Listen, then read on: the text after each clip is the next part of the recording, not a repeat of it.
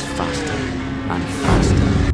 You know, I think we've been asking the wrong question about Honda HRC. For 5 years, we've asked, how does Honda build a faster motorcycle? But maybe, just maybe, HRC have realized the real question. How do we build the right motorcycle? Because if your design philosophy is wrong, it doesn't matter how many talented engineers you have.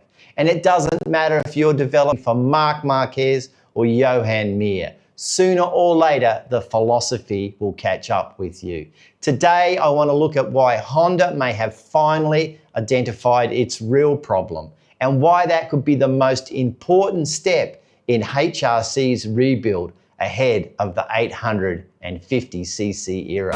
Welcome back to With Antone MotoGP. And if you're passionate about MotoGP and you enjoy analysis that goes beyond the headlines, I'd really appreciate you subscribing to the channel. It really helps this one-person channel grow, and we've got plenty more stories like this to come. So now let's look at why Honda may have finally found the answer. The evidence? Let's look at the last 5 years. Some of the greatest riders in the world have crashed trying to extract performance from the RC213V. Marc Marquez and Johann Mir, fantastic riders and world champions. And that tells us something. The issue may have never simply been about rider ability.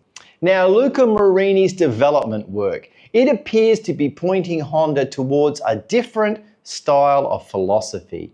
A motorcycle that rewards smooth input, carrying higher corner speed, allowing the motorcycle to work and not being reliant on extreme alien talent, rather than demanding the riders constantly ride beyond the limit of the bike. Now, does Honda know what the rider really needs? Let's look at Diego Moreira this year. Look at the way he rides. He's smooth, he's flowing, he has that high corner speed. Now, those characteristics appear much closer to where Honda may now be heading.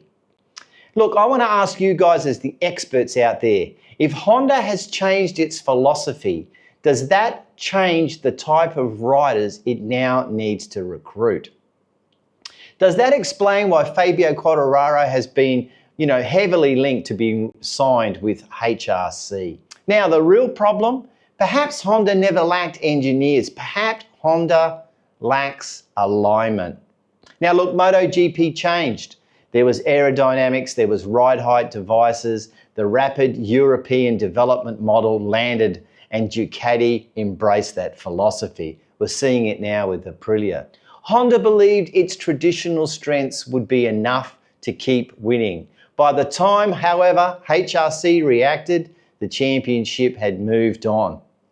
Now there's a huge opportunity. The new 850cc era is approaching us fast. Honda cannot afford to repeat the mistakes it made when MotoGP entered the Aero era. They were left behind. This isn't simply another motorcycle. This is the 850 an opportunity to reset the HRC philosophy. This is why Davide Brivio matters so much to HRC. It's why he will become one of Honda and HRC's most important signings. Not because he designed motorcycles, it's because he builds organizations. Look at his recent career. Yamaha, world champion. Suzuki, world champion. Trackhouse, starting to win. Look, a whole bunch of different riders, different manufacturers, but the same ability Brivio brings. He can create one clear direction. Okay, HRC in Europe. Many fans don't realize HRC already has a major European engineering and testing center set up near Milan. Its purpose has always been to build the bridge between Japanese engineering and European racing. The structure exists and they've got it in place. The challenge has been making everybody work with one philosophy, and that's perhaps Brivio's biggest job. It's not changing the motorcycle, it's changing how HRC will work together, bringing harmony between the efforts of Japan and the efforts of Europe. Now look, a quick championship thought. You don't win a MotoGP championship simply by building a fast motorcycle. You need the right design philosophy, the right development philosophy, the right organizational philosophy, and the right riders to match those philosophies. Only when all these align do championships become possible. Maybe the biggest lesson that has been learnt by Honda is exactly that. Now, Johann Zarco, fantastic, good news for Johann Zarco. It looks like he has avoided the surgeon's knife and he might be able to return at Misano. His experience is extremely valuable to HRC. His riding style suits the new direction and philosophy, and he will provide the continuation from the old to the new. Why?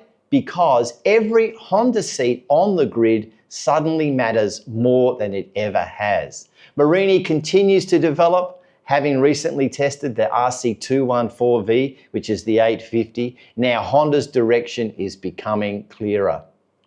Okay, the rider market, very important. Quartararo, we know he's rumoured to arrive with HRC, and the battle between Moreira and Alonso to be the factory HRC rider shows us how valuable a Honda ride can really be next season if this philosophy changes. Look, end up with some quick news, new grid boxes, the new grid markings. Look, I think they're going to really increase the importance of qualifying even further and the sprint races. And of course, that turn one, every position is going to matter. So I want to ask you a question. Does that change for the grid boxes increase the pressure before the race has even started, knowing you'll start further back? And what's happening with Moto2? And it looks like the Triumph want to head towards changing it to an 800cc. I mean, 850 MotoGP, 800, very confusing. Many fans, including myself, we grew up with 125, 250 and 500. It was simple, it was logical, and it was easy to understand. Keep an eye on that one, that could be interesting. But look, maybe Honda's biggest breakthrough isn't the changes and the progress they've made with the 26 RC213V. Maybe it's finally recognizing that the problem was never just the bike. It was the philosophy behind it.